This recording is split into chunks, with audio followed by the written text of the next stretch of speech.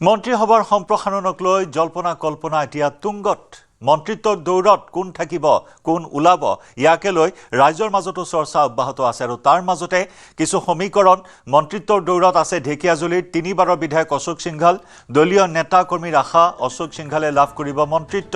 স্থানীয় ৰাইজৰো আশা অশোক সিংঘালৰ মন্ত্ৰিত্বক লৈ মন্ত্ৰীসভাৰ সম্ভাৱ্য ৰদবদল আৰু সম্প্ৰসাৰণ নিবদ্ধ এতিয়া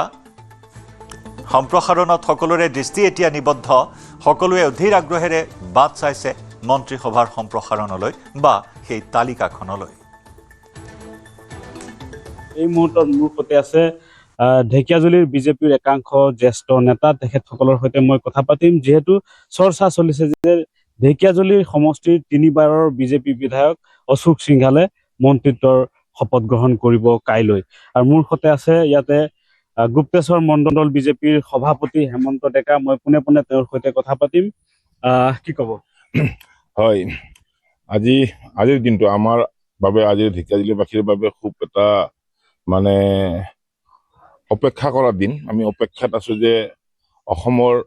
মাননীয় মুখ্যমন্ত্ৰী ডক্টৰ হিমন্ত বিশ্ব শৰ্মা ডাঙৰীয়া আমাৰ ৰাজ্যিক সভাপতি দিলীপ শইকীয়া ডাঙৰীয়া দেশৰ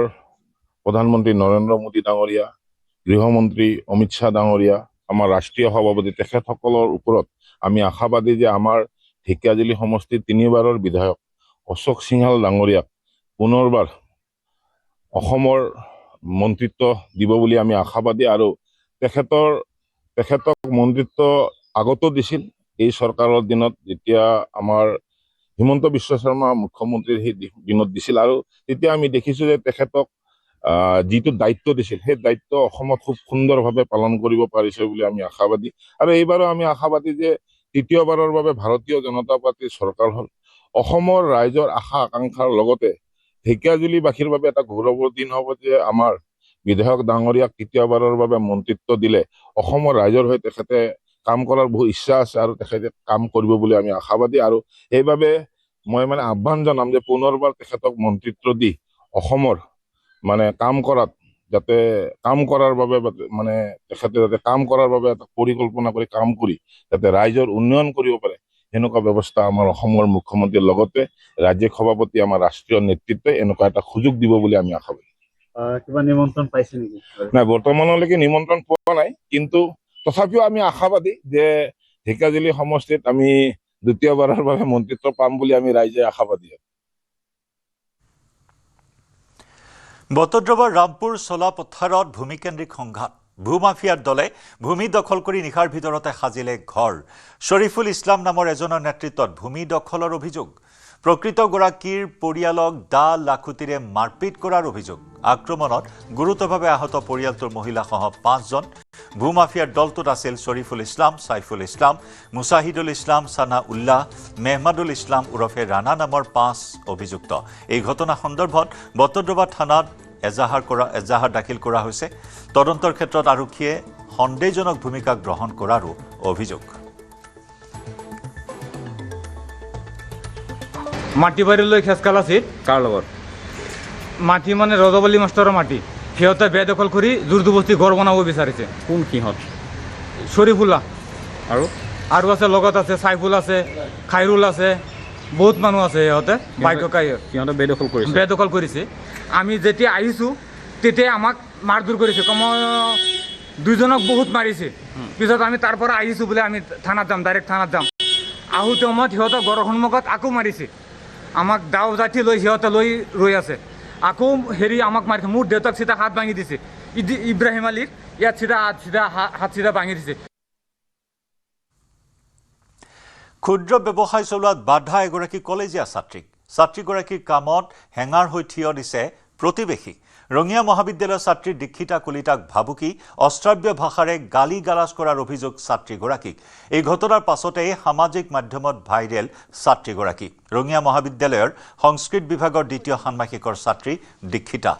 ঘৰৰ ওচৰৰে এখন বিদ্যালয়ত সন্মুখত দিছিল অস্থায়ী দোকান দোকানখন বন্ধ কৰিবলৈ দীক্ষিতাক হেঁচা প্ৰয়োগ প্ৰতিবেশীৰ কামেশ্বৰ কলিতা সঞ্জয় কলিতা নামৰ দুই পিতা পুত্ৰৰ বিৰুদ্ধে অভিযোগ উত্থাপন হৈছে ছাত্ৰীগৰাকীক শাৰীৰিকভাৱে প্ৰহাৰ কৰাৰ চেষ্টা কৰাৰো অভিযোগ দোকানৰ সন্মুখত টেম্পু ৰখাই বাধা দিয়াৰো চেষ্টা এই ঘটনা মোবাইলত ৰেকৰ্ড কৰি সামাজিক মাধ্যমত দিছিল দীক্ষিতাই ভিডিঅ'টোত যুৱতীগৰাকীৰ প্ৰতি প্ৰায় সংখ্যকে প্ৰকাশ কৰিছে সহমৰ্মিতা ঘটনাৰ ফলত মানসিকভাৱে ভাগি পৰা বুলি জনায় ছাত্ৰীগৰাকীয়ে এই ঘটনা তদন্ত কৰি দোষীৰ বিৰুদ্ধে ব্যৱস্থা গ্ৰহণৰ দাবী জনাইছে ভুক্তভোগী ছাত্ৰীগৰাকীয়ে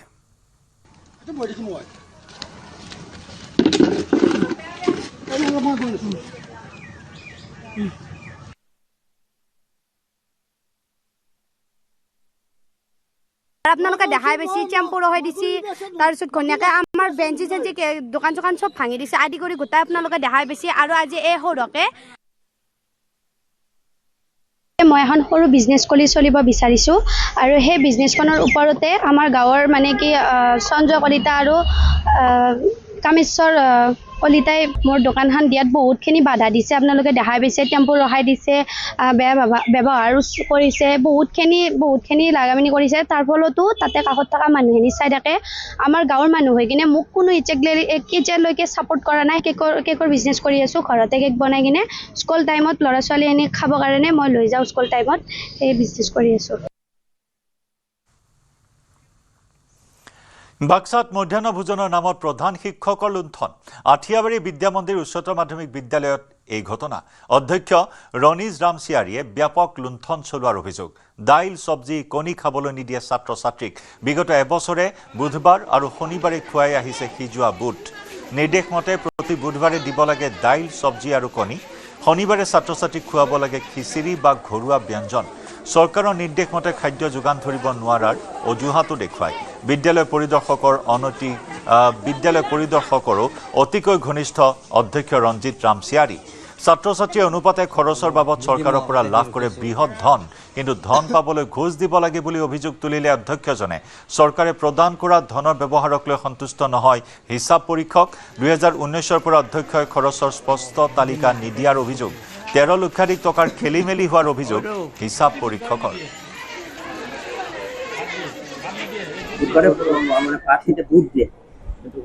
আঠিয়াবাৰী হায়াৰ ছেকেণ্ডাৰী চবচাই মানে শ্ৰেষ্ঠ হৈ আছো ইয়াত যদি আপোনালোকে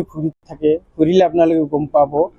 এতিয়া বৰ্তমান আমাক মানে টকা দিয়া নাই টকা নিদিয়াৰ কাৰণে আমাৰ টকাটো শেষ হৈ বাকী হৈ আছে আৰু পকেটৰ পৰা খৰচ কৰি আছো ইয়াৰ কাৰণে এই আমি বুধবাৰত মানে 3বাৰ বুট দিছো বুধবাৰে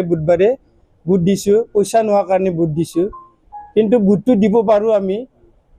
পাৰিলে ভাতি খুৱাব লাগে কিন্তু মানে খৰি কিনবা পইচা নাই